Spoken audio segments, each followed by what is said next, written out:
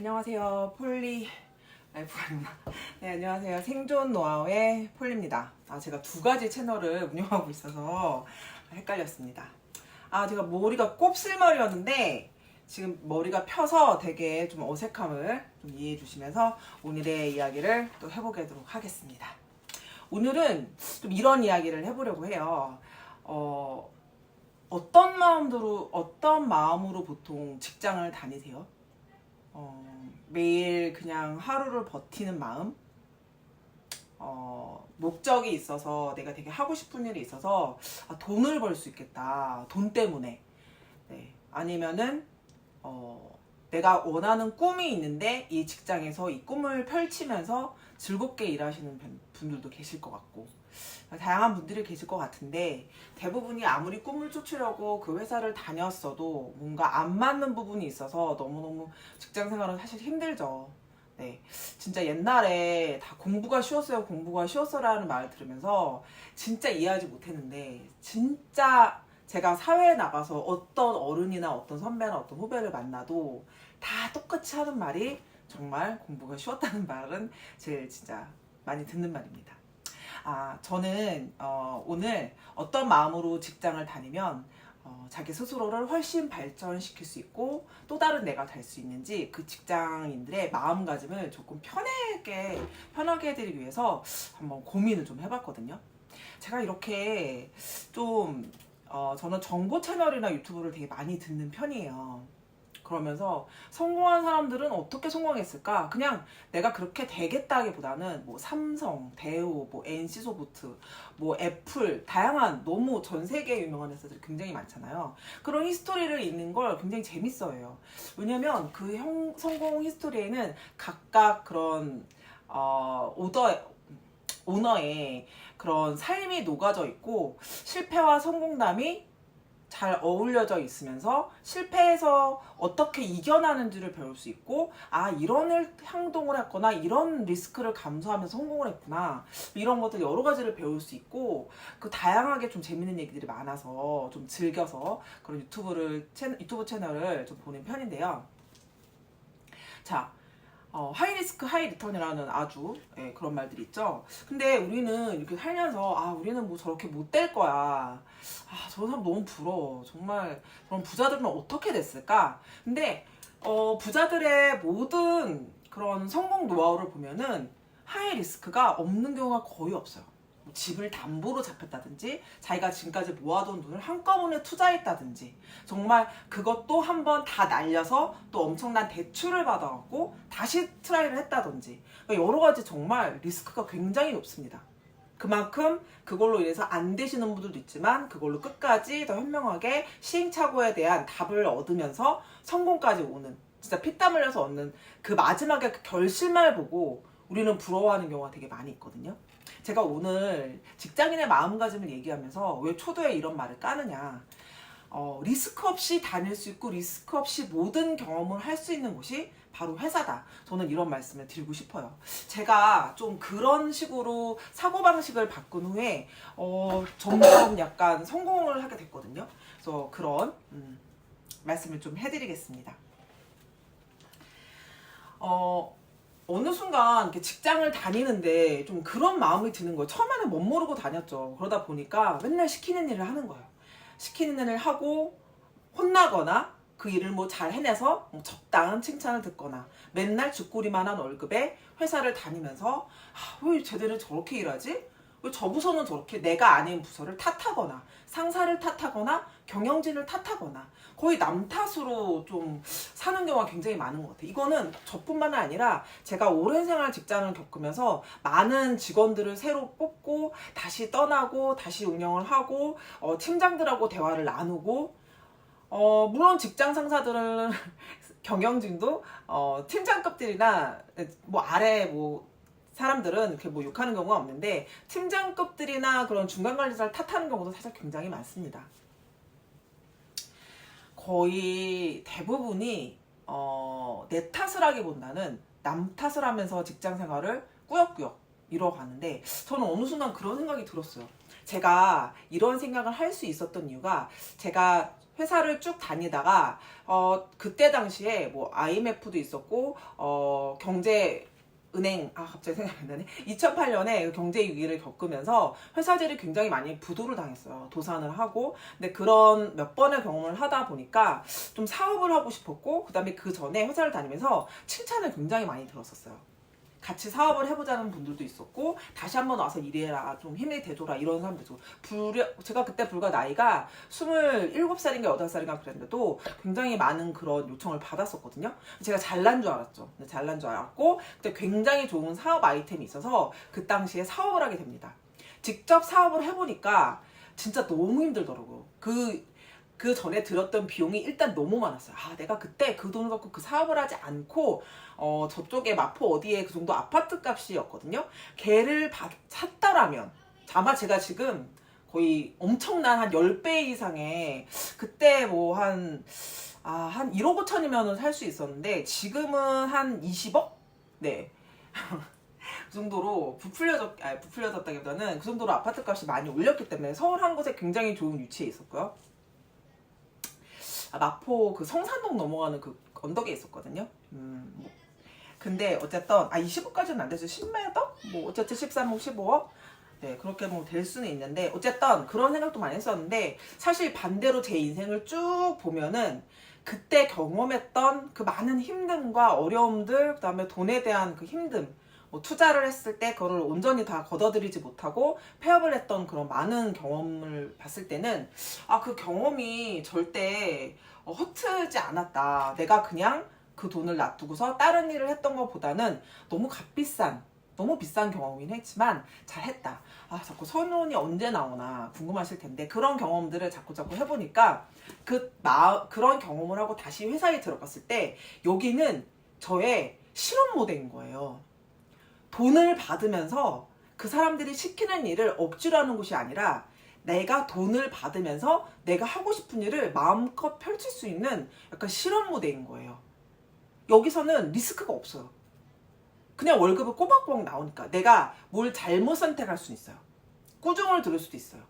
근데 내가 어떤 선택을 계속해서 제안을 하고, 제가 공부를 해서 만약에 내가 사업을 한다고 하면 이렇게 해볼까 저렇게 해볼까 많은 아이디어가 있을 거 아니에요. 그런 아이디어를 계속 제시하다 보면 그 중에 하나는 컨펌을 받을 수가 있어요. 일단 컨펌 단계에서 넘어가 버리면 그거는 제 잘못이 아닙니다. 그 상사의 잘못, 그 위에 대표의 잘못, 그것을 컨펌해주고 투자를 한 거는 이 친구의 생각이 옳을 것 같아. 그럼 나는 그거를 보고서 이렇게 투자를 한 거기 때문에 그리고 그거를 결론적으로 다 결정을 해서 금액을 지출한 거기 때문에 그 다음에 물론 열심히 일하고 뭐 다 했겠죠. 그럼에도 100% 성공할 수는 없죠. 실패할 수 있는 확률이 더 높고, 그렇게 실패했을 때 그 부분이 약간의 뭐 눈치도 보이고 뭐 꾸중도 먹을 수 있지만, 저는 그런 일을 여러 번 하다 보면 분명히 성공의 맛을 보는 좋은 기회가 찾아온다고 생각을 해요. 저는 그런 경험을 정말 많이 했습니다. 처음에 일을 하면서 그래서 제안을 진짜 많이 했어요. 제안을 진짜 많이 하다 보니까 그 중에 뭐 100가지를 제안했으면 처음에는 한 가지도 안 됐어요. 왜냐면 제가 낸 그 100가지의 제안이 너무 어렵고 초보였기 때문에 선배들이 이미 다 해본 거였던 거예요. 그리고 선배들은 자신만의 약간 선입견이 있어서 그걸 해보기도 전에 안 될 거야 이렇게 생각을 해서 그 제안을 그냥 무시하는 경우도 사실 많아요. 근데 제가 그러면서 계속 성장을 하고 어느 순간에 그 선배한테 바로 내 윗상사한테 제 제안이 들어간다기보다는 좀 더 성장을 해서 제 제안을 사장님한테 할 수 있었던 그런 기회가 있었어요. 워낙 직원들이 그냥 일만 하고 돌아가는 경우가 굉장히 많기 때문에 사장님의 경우는 굉장히 반가우셨던 것 같아요. 그래서 제 의견을 제대로 들어주셨고 그게 빵 터져서 저는 갑자기 되게 총애받는 직원이 됐고, 한 번만 그렇게 했으면 모르겠는데 그 다음에도 여러 번의 제안을 했고 그 제안들이 빵빵빵 터지는 바람에, 물론 빵빵빵빵 터지다가 더 어깨가 으쓱해서 더 실험적인 일을 하고 더 내가 하고 싶은 일을 테스트했을 때 안 된 적도 있어요. 약간 그때 손해본 금액이 다행히 3천만 원 정도였는데, 물론 적은 돈이 아니죠. 근데 제가 그 전에 몇십억을 벌어줬기 때문에 3천만 원은 사실 눈 감아줄 수 있는 일이었다고 생각을 해요. 하지만 제 마음속이나 제 어깨에는 그 3천만 원을 짊어지고 가는 좀 그런 느낌이 있었어요. 어쨌든 저는 그런 마음으로 좀 직장을 다니면 내가 이 직장에서 좀 더 성공할 확률, 직장 상사들이 나를 바라보는 눈이 다를 수도 있고, 그리고 내가 만약에 이직을 한다고 했어도 내 여기서 많이 겪은 그 경험을 가지고 그 회사에서 또 가서 풀어낼 수도 있고, 그냥 일반 사원으로 그 회사를 다른 회사에 이직을 한다기보다는 팀장급이나 관리자로도 이직할 수 있는 경우가 많아. 위험한 판단을 많이 해보고 제안을 해서 그게 내 판단이 옳은지 그른지를 많이 테스트해 볼수록 점점 성장하는 거거든요. 근데 회사는 그런 곳이라는 거죠. 그리고 그 판단은 내가 제안을 하지만 결국 컨펌을 하는 내 상사와 대표가 하는 거기 때문에 그런 짐들은 조금 더 맡겨놓을 수 있는 굉장히 리스크가 적은 사업을 회사 안에서 벌릴 수 있다는 얘기예요. 마음을 이렇게 먹으면 회사가 좀 재밌어져요. 이상하다. 내 뜻대로 뭐가 움직이네. 내가 하는 일들이 누가 시켜서 하는 일이 아니라 내가 프로젝트를 세우고 내가 기획을 세우고 이거가 만약에 물건이 만들어졌을 때 물건이 뭐 잘 팔린다거나 그랬을 때 월급도 막 올라가고 승진도 하게 됩니다. 그런 경험을 하려면 일단 뭔가 내 마음가짐을 바꿔야겠죠. 자, 제가 맨 처음에 남 탓의 얘기를 들었는데요. 여기서 또 하나 좀 직장생활 다니면서 바꿔야 할 마인드가 한 가지 더 있습니다. 뭐냐면 다른 부서 탓하기예요. 이제 아까 맨 처음에 시작을 했을 때 보통 상사나 대표나 회사의 체계, 그러니까 제가 제일 직원들한테 많이 듣는 얘기가 뭐냐면 이 회사는 체계가 잘못됐어. 이 회사는 우리 팀은 되게 열심히 하려고 하는데 우리 팀은 되게 잘하고 있고 하는데 저 팀에서 안 도와줘. 물리팀에서 너무 뭐 이게 힘들다 저거 힘들다 말을 많이 해. 관리팀에서는 무슨 이쪽에서 돈을 벌려고 일을 만들면 관리팀에서는 왜 자꾸 일을 만들고 자기를 힘들게 하냐고 해. 근데 콜센터 이제 여러 가지 전화 오는 그런 전화를 받을 때 태도도 그렇게 좋지 않아서 약간 회사의 브랜드를 떨어뜨리는 느낌이 들어. 아니면은 기획팀은 어떻든지 뭔가 제대로 된 기획을 해서 제품을 좀 넘겨줬으면 좋겠는데 개발팀으로 가서 되게 좋은 상품을 만들어서 우리한테 줘서 우리가 진짜 잘 팔 수 있었으면 좋겠는데 이런 게 아무것도 안 돼 있어. 그리고 경영진은 좀 정신이 왔다 갔다 해. 그래갖고 회사가 엉망진창이야. 막 이렇게 탓을 정말 많이 한단 말이죠. 저는 그럴 때 직원들에게 그렇게 얘기를 합니다. 상대방과 남은 아무도 바꿀 수가 없어요. 다행히 저는 좀 그런 마음을 이해할 수 있었던 게 오랜 시간을 일하면서 그 당시에는 뭐 지금도 중소기업에서 그런 회사들이 많지만 굉장히 뭐 막일을 시키는 거죠. 나는 이 부서에 일하고 있지만 가끔가다 저 부서를 끌려가고 저 부서를 끌려가고 뭐 얼마에는 재고조사도 끌려가고 너무 콜이 많거나 뭐 시즌이 되면은 전화도 같이 받아서 고객 서비스도 할 수 있고 물류에서 같이 포장도 할 수 있고 막 이 일 저 일 기획일 뭐 모든 일을 다 해봤더니 세상에 힘든 일은 하나도 없고 그 직원들이 거기서 어떻게 버티는지 내가 몸소 체험을 해봐서 차마 뭐라 할 수가 없는 서로를 이해할 수 있는 그런 마음가짐이 생겼단 말이에요. 그러니까 남 탓을 한다기보다는 내가 어떻게든 더 열심히 해서 이 분위기를 바꾸거나 회사를 발전시켜서 회사가 돈을 많이 벌어서 모두에게 월급을 주고 싶다. 이런 약간 좀 이상한 성격이긴 하죠. 어쨌든 저는 그런 마음이 이랬어요.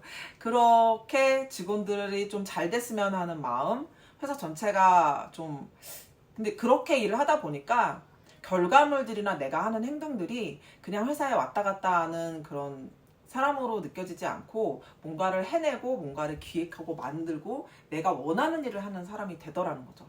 그래서 좀 아까로 돌아가서 남 탓을 하시는 분들 보통 남은 절대 바꾸기 힘들어요.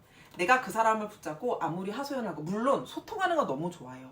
내가 이렇게 해줄 테니 너도 좀 이렇게 해줘라. 우리 이렇게 해서 좀 발전적인 일을 하자라고 소통하는 거 너무 좋은데 그냥 마냥 불만만 내놓고 그냥 막 우리끼리만 모여서 욕하는 거 쟤네 때문에 일을 못하겠어. 막 이렇게 하는 것보다는 남은 바꿀 수 없대. 나는 바꿀 수 있어. 그리고 같은 팀 안에서도 쟤는 왜 저거밖에 못하지? 나 혼자 일하는 것 같아. 왜 쟤는 저렇게밖에 일을 못해? 쟤 때문에 내 일이 너무 많아. 막 이렇게 탓하는 것보다는 좀 미안하지만 이건 조금 약간 익스큐즈하지만 안 됐다. 왜 이렇게 저렇게밖에 일을 못할까? 그러면 내가 더 돋보이겠네? 그럼 내가 좀 더 자기 일을 도와주고 내가 더 많이 일을 해서 내가 빨리 더 능숙해져야지. 그러니까 사람이 그 일이 막 능숙해지면요, 시간 타이밍이 점점 짧아져요. 10시간을 할 수 있었던 일이 5시간, 3시간, 나중엔 1시간으로 좁혀진단 말이에요. 이 친구는 이 일을 하려고 10시간이 걸리는데 나는 1시간이면 다 해. 그러면 더 많은 일을 할 수 있겠죠? 그럼 상사가 더 많은 일을 시킬 거예요. 기쁘게 받아들이세요. 네. 그러면서 역량이 커지면서 모두에게 인정받고 내 역량은 점점 커지는 거란 말이에요. 그래서 남을 바꿀 수 없기에 내가 일단 그 일을 힘들지만 한번 해보자. 그 일을 한번 해봐서 안 될 수도 있고 될 수도 있고, 안 됐을 경우에는 남 탓보다는 역시 해보니까 안 되네. 괜히 선배 타는 게 아니었네. 선배님도 이렇게 해봤는데 안 돼서 포기하셨었구나. 약간 이런 생각을 할 수도 있고, 성공했을 때는 그 일을 했을 때와 안 했을 때 나 자신이 비포 애프터로 나누면서 나 자신이 이 일을 탓만하지 않고 내 일을 직접 했을 때의 전과 그 후의 나로 나누면서 완벽하게 성장한 나로 성장할 수 있다는 거죠. 그러면서 다른 부서나 선배나 상사나 동료들을 이해했을 때 그 다음의 절차는 훌륭한 리더의 길을 걷고 있을 수 있다. 좀 더 남이 시키는 일을 할 때 그런 마음가짐보다는 자기 주도적으로 회사의 일이나 자기 업무를 이끌어 갔을 때 보람 있고 즐거운 일을 할 수도 있고, 그렇게 일했을 때 싫어하는 사람은 아무도 없어요. 정말 인정받는 사람이 될 수밖에 없습니다. 그러면은 그런 일을 동시에 나의 발전과 일의 해결, 그 다음에 상부의 인정, 당연히 따라오는 월급, 여러 마리의 토끼를 한 번에 잡을 수 있다. 또한 회사를 다니면서 여러 거래처를 만나고 여러 가지 약간 다른 인간들을 이렇게 접하게 되잖아요. 친구는 내가 좋아서 나랑 맞는 사람이 친구가 되기 때문에 다 비슷비슷한 사람들이 모여있단 말이에요. 아닌 사람들, 아닌 경험, 내가 안 해본 소속에 있는 사람들을 만났을 때 나의 인맥이 굉장히 넓어지면서 지금은 그냥 이 회사를 다니면서 만족하지만 내가 만약에 다른 회사로 가고 싶었을 때, 혹은 내가 다른 사업을 하고 싶었을 때, 내가 이 일을 추진할 때 어떤 사람들이 보여. 이 사람하고 일했으면 좋겠다. 그때 그 직원 되게 일을 잘했었는데 전화 한번 해볼까? 나 옛날에 이 거래처를 다녔을 때 이 거래처가 굉장히 좋아 보이는데 한번 전화에 연락을 한번 드려볼까? 되게 많이 여러 가지 인맥을 또 넓힐 수 있다. 그래서 내가 이 회사를 다니면서 기왕 다니고 하루에 8시간 이상 머무는 곳이라면 좀 더 마음가짐을 좀 긍정적으로 바꾸고 자기 주도적으로 내가 이 회사를 나의 테스트의 공간이다, 실험의 공간으로 만든다면 훨씬 더 즐겁게 일할 수 있고 완전 발전적인 나로 성공할 수 있다. 오늘의 성공 노하우 팁은 바로 이런 이야기였습니다. 공감이 되셨다면 좋아요, 댓글 부탁드리고요. 지금까지 성공 노하우의 폴리였습니다. 감사합니다.